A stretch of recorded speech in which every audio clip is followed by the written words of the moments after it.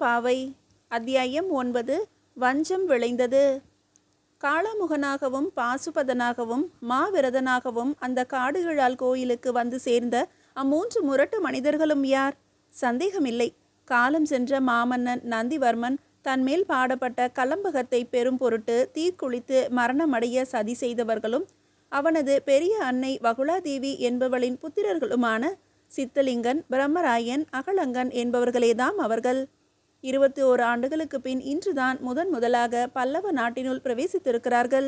உற்சாகமாக அவர்களை வரவேற்ற வினயகண்டன் படபடத்த குரலில், சித்தலிங்கரே, தாங்கள் கங்க நாட்டின் தலைநகருக்கு சென்ற விஷயம் என்னவாயிற்று? ஏதேனும் பலன் கிடைத்ததா என்று கேட்டுக்கொண்டே அவன் அருகில் சென்று அமர்ந்தான். சலிப்பும் வெறுப்புமாக அவனை விழித்து பார்த்து, உங்கள் பேச்சை நம்பிக்கொண்டு போய் ஊன் உறக்கமின்றி பல காத தூரம் அலைந்து திரிந்துவிட்டு திரும்பி வந்ததுதான் பலன் என்று பெருமூச்சு விட்டான் சித்தலிங்கன். அவனுடைய சகோதரர்களான பிரம்மராயனும் அகலங்கனும் அந்த கோயில் மண்டபத்தின் முகப்பு தூண்களில் துவாரபாலகர்கள் போல குத்துக்காலிட்டு சாய்ந்தவாறு என்று அமர்ந்திருந்தனர். வினயகண்டனின் முகம் ஏமாற்றத்தால் கருப்படைந்தது. அப்படியானால் நீங்கள் பல்லவ இளவரசன் நிருபதுங்கவர்மனையோ அவனை அழைத்து வர சென்றிருக்கும் தளபதி வில்லவன் நம்பியையோ பார்க்கவில்லையா என்று அவசரமாக கேட்டான். தலைக்காடு நகரின் ஒவ்வொரு மூலை முடுக்கையும் சுற்றி பார்த்து சலித்து விட்டோம். பற்றாக்குறைக்கு கவிஞர் பெருந்தேவனாரின் குருகுலத்திலேயும் சில ஆட்களை பிடித்து தந்திரமாக விசாரித்தோம். நீங்கள் தெரிவித்தபடி அங்கு பல்லவ இளவரசனும் இல்லை, அவனை அழைத்து போக வில்லவன் நம்பி வந்ததாகவும் தெரியவில்லை. என்ன இது விந்தை? என் கண்ணார கண்டு காதுபட கேட்ட விவரங்களை தானே உங்களிடம் வந்து சொன்னேன். எங்களுக்கு என்னவோ அந்த விவரங்கள் அனைத்தும் வெறும் கட்டுக்கதை என்றே தோன்றுகிறது. எது கட்டுக்கதை? நான் சொன்ன தகவலா பொய் என்கிறீர்கள் என்று துடிப்புடன் கேட்டான் வினயகண்டன். மூர்க்கமான குரலில் மேலும் கூறினான், சித்தலிங்கரே, என்னுடைய கூற்றில் உங்களுக்கு சந்தேகம் இருந்தால் இப்போதே என்னுடன் காஞ்சிக்கு புறப்பட்டு வாருங்கள். பல்லவ இளவரசனின் வருகையை எதிர்பார்த்து அந்த நகரம் விழாக்கோலம் பூண்டு விளங்குவதை நேரில் கண்டால்தான் அது கட்டுக்கதை அல்ல என்பது உங்களுக்கு தெரியும். சித்தலிங்கன் அவனை அலட்சியமாக ஏறிட்டு பார்த்து, அவசரப்படாதீர்கள். பல்லவ இளவரசன் காஞ்சிக்கு வரப்போகும் செய்தி பொய்யானது என்று நான் கூறவில்லை. அவன் கங்க நாட்டின் தலைநகரிலே பெருந்தேவனாரின் குருகுலத்திலே வளர்ந்து வருகிறான் என்பதும் அங்கிருந்து அவனை அழைத்து வருவதற்காக பல்லவ தளபதி வில்லவன் நம்பி போயிருக்கிறான் என்பதும் தவறான விவரங்களாக இருக்குமோ என்றுதான் சந்தேகப்படுகிறேன். இதை கேட்டு பரபரப்படைந்த வினயகண்டன், அதாவது என்று இழுத்தான். அதாவது, இத்தனை காலமாக பல்லவ இளவரசன் வேறு ஏதேனும் ஒரு தேசத்தில் வேறு எவருடைய பாதுகாப்பிலாவது வளர்ந்து வந்திருக்கலாம். அங்கிருந்து காஞ்சிக்கு புறப்பட்டு வரும் வழியில் நம் போன்றவர்களால் அவனுக்கு ஆபத்து நேரலாம் என்று அஞ்சி நம்முடைய கவனத்தை வேறு திசையில் திருப்பிவிடும் பொருட்டு அவன் கங்க நாட்டின் தலைநகரிலிருந்து வரப்போகிறான் என்று ஒரு பொய் செய்தியை வாலிவடுகரும் சங்காதேவியும் வேண்டுமென்றே பரவ விட்டிருக்கலாம் அல்லவா? அந்த பொய் விவரத்தை நீங்கள் உண்மை என நம்பி எங்களையும் ஏமாற வைத்து விட்டீர்கள். வியப்புடன் அவனை வெறித்து நோக்கிய வினயகண்டன், நீங்கள் சொல்வதை பார்த்தால் வில்லவன் நம்பி கங்க நாட்டின் தலைநகருக்கு போகாமல் வேறேதோ ஒரு நாட்டுக்கு போயிருக்கிறான் என்று அல்லவா ஆகிறது? அப்படித்தான் எனக்கு தோன்றுகிறது நண்பரே. அவனும் அந்த பொய் விவரத்தை தான் எல்லோரிடமும் பரப்பிவிட்டு சென்றிருப்பான் என்று நினைக்கிறேன். கவலையுடன் முணுமுணுத்தான் சித்தலிங்கன். தலைக்காடு நகரில் அவனை நீங்கள் தேடி கண்டுபிடிக்க முடியவில்லை என்பதால் இப்படி அனுமானிக்கிறீர்களா? ஆமாம். உங்கள் மூவரில் யாரேனும் ஒருவர் அவனை எப்போதாவது நேரிலே பார்த்திருக்கிறீர்களா? வில்லவன் நம்பியைத்தானே. நாங்கள் இன்னும் அவனை பார்த்ததில்லை. 21 ஆண்டுகளுக்கு பின் இன்றுதானே இந்த பல்லவ நாட்டின் மண்ணை வந்து மிதிக்கிறோம். நீங்கள் சொல்லி அனுப்பிய அங்க அடையாளங்களை கொண்டு தேடி பார்த்துவிட்டுதான் அப்படி ஒரு முடிவுடன் திரும்பி வந்திருக்கிறோம். இதுவரை என்று உட்கார்ந்து கொண்டிருந்த அகலங்கன் தனது வெட்டுப்பட்ட நொண்டி கையை அப்படியும் இப்படியுமாக ஆட்டி, உண்மைதான் வினயகண்டரே, நீங்கள் சொன்ன உருவ அடையாளங்களின்படி ஒரு வாலிபனை நாங்கள் தலைக்காடு நகரிலே பார்த்தோம். பெருந்தேவனாரின் குருகுலத்திலிருந்து அவன் வெளியேறி போய்க் கொண்டிருந்தான். நானும் என் தம்பியும் அவன்தான் வில்லவன் நம்பியாக இருப்பான் என்று சந்தேகித்தோம். ஆனால் எங்கள் தமையனார் சித்தலிங்கனுக்கு அப்படி தோன்றவில்லை. நகரின் எல்லைப்புறத்திலே உள்ள ஒரு சிறிய இல்லத்தை நோக்கி சென்ற அவன் எப்படியோ எங்கள் பார்வையிலிருந்து மறைந்து விட்டான் என்று ஆத்திரத்துடன் இறைந்து கூவினான். அப்படியானால் அந்த இல்லத்துக்கு போய் நீங்கள் விசாரிக்கவில்லையா என்று படபடத்த குரலில் கேட்டான் வினயகண்டன். விசாரித்தோம். அங்கே ஒரு மூதாட்டி இருந்தால். எங்கள் கேள்விக்கு அவள் சரியாக விடை சொல்லவில்லை. பயமுறுத்துவது போல ஏதேதோ பேசி எங்களை விரட்டிவிட்டாள். ஓ, விஷயம் இதுவானால் ஏமாந்தவன் நான் அல்ல, நீங்கள்தாம் என்று உரத்த குரலில் கடுகடுத்து கூறினான். ஆமாம் நண்பரே, இத்தனை காலமாக பெருந்தேவனாரின் குருகுலத்திலேதான் பல்லவ இளவரசன் வளர்ந்து வந்தான் என்பதும், அவனை அழைத்து வரும் பொருட்டு வில்லவன் நம்பி கங்க நாட்டின் தலைநகரான தலைக்காட்டுக்கு போயிருக்கிறான் என்பதும் சிறிதும் சந்தேகமற்ற செய்திகள். எவ்வாறெனில் அரசி சங்காதேவியும் அரசியல் செயலாளர் வாலிபடுகரும் இவ்விஷயமாக அரண்மனை மேன்மாடத்தில் பேசிக்கொண்டிருந்த போது நான் வெளியறையில் நின்று கேட்டுக்கொண்டிருந்தேன். எனக்கு போக்கு காட்டுவதற்காக அவர்கள் அவ்வாறு பேசினார்கள் என்று சொல்ல முடியாது. மேலும் நான் இன்று வரை வாலிபடுகரின் நம்பிக்கைக்கு பாத்திரமான அந்தரங்க பணியாளனாக இருந்து வருவதால் என்னை அவர்கள் சந்தேகிக்கவும் இடமில்லை. இது தவிர வில்லவன் நம்பி கங்க நாட்டுக்கு புறப்பட்டு சென்றபோது இந்த காடுகிழால் கோயிலண்டை அவனை மடக்கி அவனிடம் இருந்த ஓலை ஒன்றை பறித்து கொண்டு வேறொரு வெற்று ஓலையை தந்திரமாக கொடுத்தனுப்பிவிட்டான் என்னுடைய மைத்துனனான வரகுணன். அப்படி பறிக்கப்பட்ட ஓலை அரசி சங்காதேவியால் பெருந்தேவனாருக்கு எழுதப்பட்டது.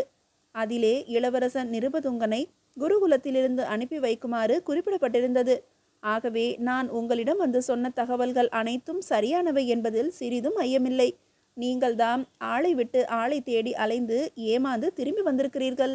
அவன் கடைசியாக சொன்னதை கேட்டு சடார் என்று திரும்பிய சித்தலிங்கன், என்ன, வில்லவன் நம்பி எடுத்து சென்ற ஓலையை பறித்து கொண்டு விட்டீர்களா?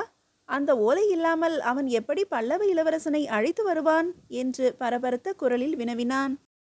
அதுதான் எனக்கும் யோசனையாக இருக்கிறது என்று தலையை சொரிந்து கொண்ட வினயகண்டன், ஆனாலும் அவன் கங்க நாட்டுக்கு போய் இத்தனை நாட்களாகியும் திரும்பி வராததால் எப்படியும் பல்லவ இளவரசனை அழைத்து கொண்டு வந்து விடுவான் என்றே நினைக்கிறேன் என்றான் இழுத்தார் போல. வில்லவன் எடுத்து சென்ற ஓலையை உங்கள் மைத்துனர் ஏன் வழிமறித்து பறித்தார்? நிருபதுங்கவர்மனின் முடிசூட்டு விழா வைபவத்தை கொஞ்ச நாட்களேனும் தள்ளி போட வேண்டும் என்பதால்தான். காரணம், பாண்டிய நாடு பல்லவ நாட்டின் மேல் பல காலமாக கொண்டிருக்கும் வஞ்சத்தை தீர்த்து கொள்ள என்று கூறி கடகடவென்று சிரித்த வினயகண்டன் மேலும் தன் பேச்சை தொடர்ந்தான். ஆமாம் நண்பரே, 25 ஆண்டுகளுக்கு முன்னால் பல்லவ மன்னன் நந்திவர்மனுக்கும் பாண்டிய மன்னர் சீமார சீவல்லபருக்கும் தெள்ளாறு எனும் இடத்தில் நடந்த பெரும் போரை பற்றி நீங்கள் நன்கு அறிவீர்கள். அப்போரிலே பாண்டிய நாடு படுதோல்வி அடைந்ததும் நீங்கள் அறிந்த ஒன்றே. தோல்வி கரையை துடைக்கும் வகையில் பல்லவ நாட்டை பழிவாங்க வேண்டுமென்ற முயற்சியிலே இப்போது பாண்டிய நாடு வெகு தீவிரமாக முனைந்து நிற்கிறது.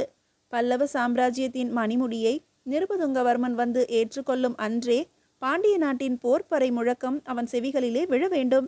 அதற்கு தோதாக பாண்டிய படைகளை பல்லவ நாட்டின் தெற்கு எல்லையில் கொண்டு வந்து குவித்து வைத்து கொள்ள வேண்டும்.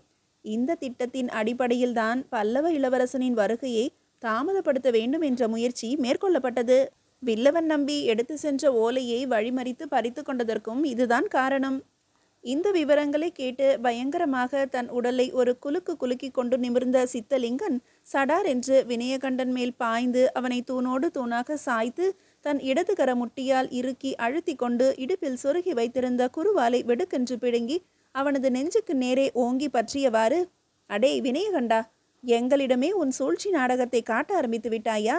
இந்த பல்லவ நாட்டின் அரியணையை கைப்பற்றி அதில் ஒரு நாளைக்கேனும் அமர்ந்துவிட வேண்டும் என்ற ஒரே வைராக்கியத்துடன் கடந்த 30 ஆண்டுகளாக நாங்கள் இப்பஞ்சை பராரி கோலத்திலே நாயாகவும் பேயாகவும் அலைந்து திரிந்து தாங்கொன்னா துன்பங்களையெல்லாம் அனுபவித்து வருகிறோம் என்பதை நீ அறியாயா? எங்களின் இந்த ஆவேச லட்சியத்துக்கு உதவி செய்வதற்காகத்தானே எங்களுடன் வந்து கூட்டு சேர்ந்தாய். அதை மறந்து இப்போது பல்லவ நாட்டை பழிவாங்க பாண்டிய நாடு படை திரட்டுகிறது என்றும் அதற்கு இசைவாக பல்லவ இளவரசனின் வருகையை தாமதப்படுத்த முயற்சி எடுத்து கொண்டதாகவும் வாய்க்கூசாமல் சொல்கிறாயே, இதற்கு என்ன அர்த்தம்? பாண்டிய நாடு தன் படை வலிமையை கொண்டு பல்லவ நாட்டை கபளீகரம் செய்துவிட்டால் பிறகு எங்கள் லட்சியம் என்னாவது? இறுதி வரை நாங்கள் இலவு காத்த கிளியாகவே ஒழிந்துவிட வேண்டியதுதானா? இதற்குத்தான் உன்னை நம்பி உன் உதவியை நாடினோமா? இதுதான் எங்களுக்கு நீ செய்யும் உபகாரமா என்று வெறிக்குரலில் கர்ஜித்தான். பிழி பிதுங்க நெரிக்கப்பட்டு கிடந்த வினயகண்டன் கொஞ்சமும் அஞ்சாமல் கடகடவென்று சிரித்து கொண்டே சித்தலிங்கனை வெகு அநாயசமாக பிடித்து அப்பால் தள்ளிவிட்டு சாவதானமாக நிமிர்ந்து, அவசரப்படாதீர்கள் அருமை நண்பரே, பாண்டிய நாடு என்ன திட்டத்தில் இருக்கிறது என்றுதான் கூறினேனே தவிர அதை ஆதரிப்பது போல பாசாங்கு செய்து வரும் என்னுடைய நோக்கம் என்ன என்பது பற்றி இன்னமும் நான் கூறவில்லையே என்றான். மேல்மூச்சு வாங்க எழுந்து உட்கார்ந்த சித்தலிங்கன் அவனை எரித்து விடுவது போல வெறித்து பார்த்தான்.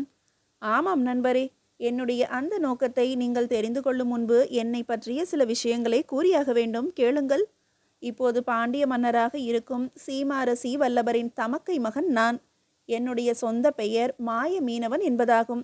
மாய பாண்டியன் என்றும் என்னை கூறுவர். என் தந்தையார் தென்பாண்டி நாட்டின் சிற்றரசராக இருந்தவர். சீமாரசி வல்லபர் பாண்டிய பேரரசராக முடிசூட்டி கொண்டதும் முதல் காரியமாக என் தந்தையாரை சிறையிலிட்டு தென்பாண்டி நாட்டை தமது நேரடியான ஆட்சி பொறுப்பில் வைத்து கொண்டார். இதனால் வெகுண்டு எழுந்த நான் சிறு படை ஒன்றை திரட்டி கொண்டு என் உரிமையை நிலைநாட்ட முயன்றேன். ஆனால் சுண்டலியை நசுக்குவது போல அந்த முயற்சியை நசுக்கி என்னை பாண்டிய நாட்டை விட்டே துரத்தி விட்டார் சீவல்லபர். ஈழ நாட்டுக்கு போய் தஞ்சமடைந்த நான் அப்போது ஈழத்து மன்னனாக இருந்த 2ஆம் சேனன் என்பானை துணைக்கு அழைத்து கொண்டு பாண்டி நாட்டின் மீது படையெடுத்தேன். அந்த படையெடுப்பையும் எளிதில் முறியடித்து விட்டார் சீவல்லபர். தோல்வியுற்ற இலங்கை மன்னன் என்னை நிராதரவாக விட்டுவிட்டு திரும்பி ஓடிவிட்டான். நான் பல்லவ நாட்டுக்கு வந்து வினயகண்டன் என்று மாற்று பெயரில் பல ஆண்டுகள் தலைமறைவாக சுற்றி திரிந்தேன். ஆனாலும் பாண்டிய மன்னரை பழிவாங்க வேண்டுமென்ற வஞ்சினத்தை மட்டும் மறக்கவே இல்லை. அது மேலும் உறுதிப்படும் விதமாக உங்களுடைய நட்பு எனக்கு கிடைக்கவே பெரிதும் உற்சாகமடைந்தேன். இந்த நிலையில் சீமார சீவல்லபரின் மைந்தனான வரகுணன் பாண்டிய நாட்டின் பட்டத்து இளவரசனானான். இளவரசு பட்டம் ஏற்றதுமே அந்த இளைஞன் பல்லவரால் சுமத்தப்பட்ட அவமானத்தை துடைத்தே தீர வேண்டும் என்று தோள் தட்ட ஆரம்பித்து விட்டான். அவனுடைய தந்தைக்கோ அதற்கு அனுமதி தர இஷ்டமில்லை.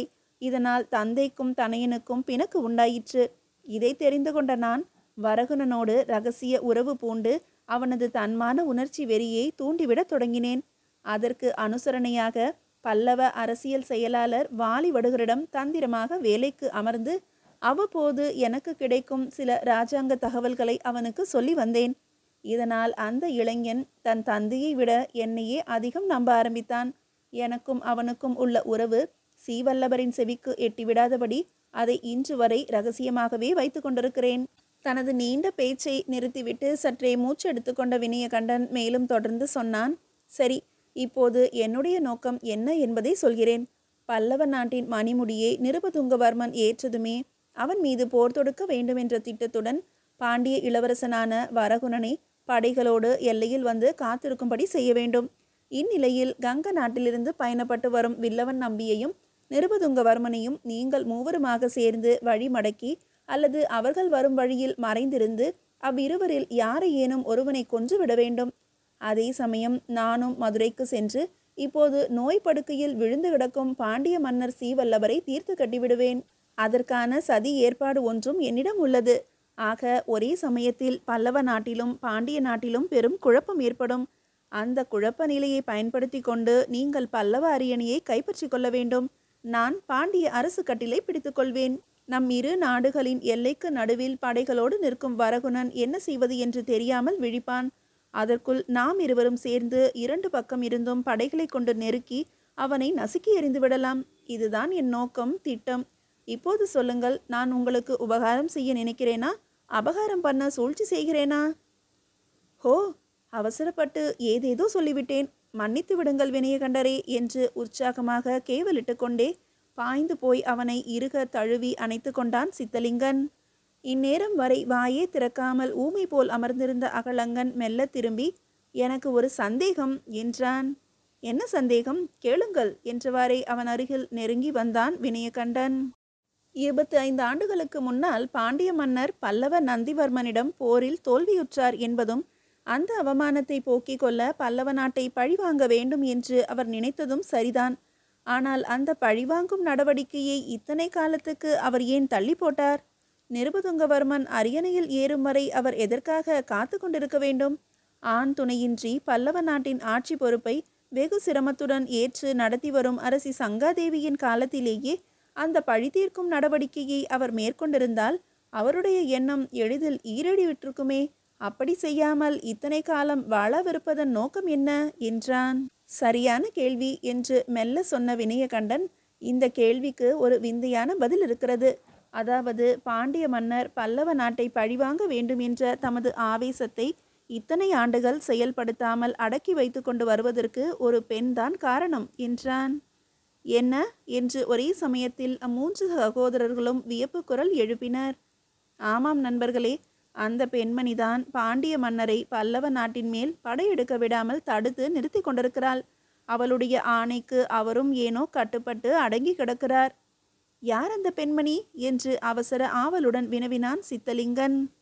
பாண்டிய மன்னர் சீமார சீவல்லபரின் தங்கை அவள். சீவல்லபரின் தங்கையா?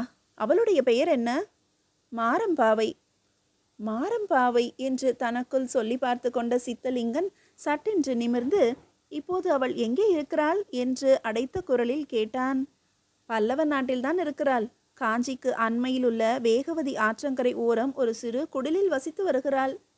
அவள் ஏன் பாண்டிய மன்னரை பல்லவ நாட்டின் மேல் படையெடுக்க விடாமல் தடுக்க வேண்டும்? அதுதான் எனக்கும் தெரியவில்லை. அவளுடைய அந்த ஆணைக்கு பாண்டிய மன்னர் ஏன் கட்டுப்பட்டு கிடக்க வேண்டும்? உடன் பிறந்த சகோதரியான அவள் மீது அவர் தம் உயிரையே வைத்திருக்கிறார். அதைத்தான் அதற்கு காரணமாக சொல்ல முடியும்.